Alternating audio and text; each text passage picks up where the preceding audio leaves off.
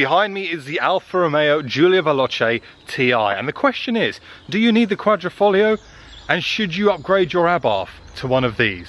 Now, the last time I did a video on the Giulia Veloce TI, I did really well, and there was a lot of people who actually really liked the video. So I thought I would revisit this and ask my friends at Alfa Romeo to lend me the same car in gorgeous Misano blue, just to kind of see whether or not this car is all it's cracked up to be, and is it a poor man's Quadrifoglio, which everyone slated for me in the videos, but I mean, it does look very similar to the Giulia Quadrifoglio, or is it a perfect upgrade for current Abarth owners? Now, a couple of quick facts and figures before we crack on into the drive. Now, behind me, this thing is got the 2-litre 4-cylinder engine. It runs 280 horsepower. It is rear-wheel drive, and it will deliver a 0 to 62 time of 5.7, which is pretty quick. It will go all the way up to 147 miles per hour. And actually, is that more than enough for the public roads? It probably is, but you'll always ask yourself, oh, but it's not a Giulia Quadrifoglio. But there's a lot of things in here which will make you think otherwise. Now, the first thing as well that you all probably should know about the Giulia Veloce TI is that there's a difference of £6,000 between the normal Veloce and the TI. And the TI being the one that provides you with all the goodies that makes it look like the Giulia Quadrifoglio. The other thing that Alfa do very well is making you spend money, because when you start to look at all of the options, packs, etc., it does start to add up. I mean, this colour, for example, the Misano blue colour, costs you about 700 quid, which is an optional extra, which is actually more on the cheaper side than if you went for the kind of pearl white or the Rosso Competizione, which would cost you over 2 grand. So that's kind of where the prices start to hike up a bit. The other thing is if you start to go for the carbon package, the carbon pack alone costs £1,600, but it's something that you're definitely going to want. You know, I've got all this carbon inside here, carbon on the door handles, carbon on the mirrors, front grille, rear spoiler, everything. It's just something that you really shouldn't skimp on, so you've got to factor that into the cost of the car as well. And then you get things such as the performance pack, which includes the rear diff, which is 1,700 quid. So it definitely does all start to add up. Now, the other thing where this car, for me, lacks a bit of soul is in the sound. Have a listen.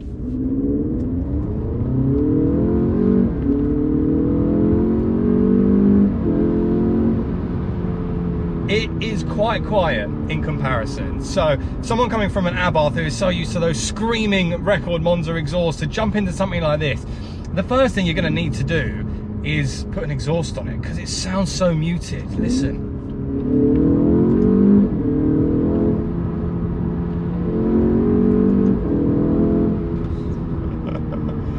I mean, it's quick. 0 to 60 in 5.7 seconds is a very quick car. It's, you know, it's not slow in comparison to a 2-second drop to the 3.9 that a Giulia Quadrifoglio will get you. But there's another 200 odd, well, what is it, nearly 240 horsepower difference, give and take.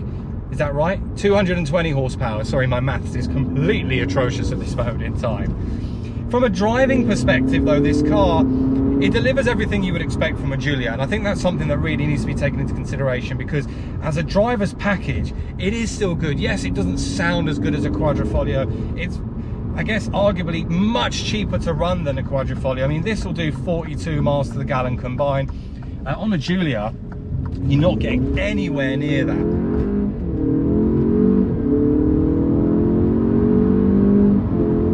And it's punchy. Where this thing is really punchy actually is the low down. The low down torque on this, the first and second gear, you really do feel it. It is a good acceleration. And it's not going to leave you kind of, you know, feeling sorry for yourself that you bought the wrong car. Genuinely, it won't. I mean, it's very respectable, you know, low down torque. And of course, you get the same 8-speed ZF gearbox that you find in the Giulia Quadrifoglio, which for me, you know, I love the 8-speed ZF. I think it's fantastic. I love the way the involvement of the paddle just really adds to that driver enhancement. And yes, you might not have the noise, but you still get that kind of ferocious thump that each gear change delivers, as well as the incredible steering that we're all so used to seeing in the Giulia range. I mean, that every Giulia Alpha just got it so right. You get the DNA mode in this as well, so you get advanced efficiency, natural and dynamic, With this, you've got the adaptive suspension, which is kind of bumpy road mode as well, so it does soften the ride a bit. And even in dynamic, the car kind of glides a lot more than I feel the Giulia Quadrifoglio does. The Giulia, you feel a lot more of the bumps than you do in this, but you'd expect that. The Giulia Quadrifoglio is a much more thoroughbred car than this is. This has all the goodies, and you know, it's almost like it's dressed up to go to the party, but it just can't exactly deliver what its cousin can do, which is fine. It's not out to do that.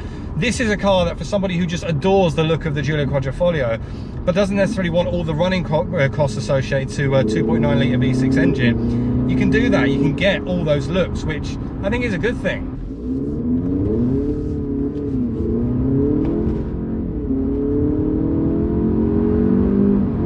Now, I touched a bit earlier on about all the extra add-ons that you'd add to this car to really kind of make it feel like a Giulia Quadrifoglio, or make it look as close to a Giulia without it being kind of a base spec Giulia. Now, starting from 45 grand, once you chuck all the stuff I've put into this, you're looking at close to 55 grand. And then you start to ask yourself the question, okay, so there's a difference of, you know, where do I just need to find £7,000 and I can buy a new base Giulia Quadrifoglio. And that's where you really need to start to think about it. And I guess there's a very big difference, because insurance cost on this is going to be half of what a Giulia is. The running costs on this are going to be half of what a Giulia is. Servicing on this is going to be cheaper than a Giulia Quadrifoglio. But is that what you really want? Now, if you're just like in the market for thinking, right, is this better than a Giulia as an all-round daily car? No, it's definitely not.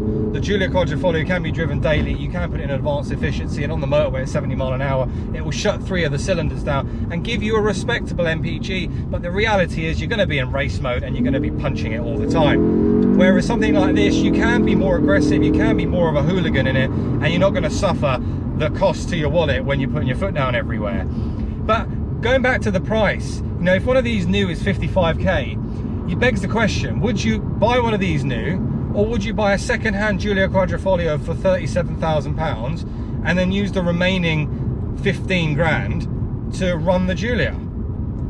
I think I know what I would do personally, but I'm not everyone. And for other people, you know, younger people, they won't be able to get into a Giulia Quadrifoglio, or they might just be too scared to throw it into a hedge, as I've experienced a number of times, because that car will try to take your head off. This feels a lot more easy and a lot more forgiving, but it does come with its negatives, because one of the things that Alfa, I just don't understand why they did it, is not allow the traction control to be taken off this car. Now, if I'm upgrading to a package which allows me to put a diff in this car, I want to enjoy all of its reasons for having it. And one of those would be to turn the traction control off and to go sideways. This just doesn't allow you to do that. It physically is impossible to turn the traction control off this car, which is a massive shame and slightly disappointing. But if you are an Abarth owner and you really want to get into one of these cars, I think it is a really good upgrade. I genuinely do. I think you get so much practicality from the car. You get 4 seats, 4 doors. You get all the niceties of the Giulia Quadrifoglio from an interior perspective. The Giulia itself is a brilliant car. The steering's incredible. The sound isn't great, but if you're an Abarth owner, you're going to tune it anyway. And I think a remap on one of these will push you over 330 horsepower, which is really quick. You're going to put an exhaust on it, which means it's going to sound much, much better as well. And actually, I think you'll have a lot of fun in this car. I really, really do. So, if you're going to part ways with your Abarth for a Giulia Veloce TI, yeah, I would. But you'll lose a bit of character. You'll gain it with Alfa Romeo passion and styling and beauty. You'll lose a bit of the emotion because of the sound of this car. It's not the greatest. It just needs a little bit more oomph, the Veloce TI. Now, it doesn't mean I don't like this car. In fact, I really like this car. I really enjoy driving it. I think it looks superb. The seats, you know, like I said, they're comfortable seats. They're not carbon buckets, but because they're not, I get heated seats and heated steering wheel. And as an overall package, it is a really good car. Anyway, I think that's it. I hope you've enjoyed the video, guys. If you did, please make sure to like, share, and subscribe. And I'm going to see you all very soon on the next one. Thanks for watching. Bye-bye.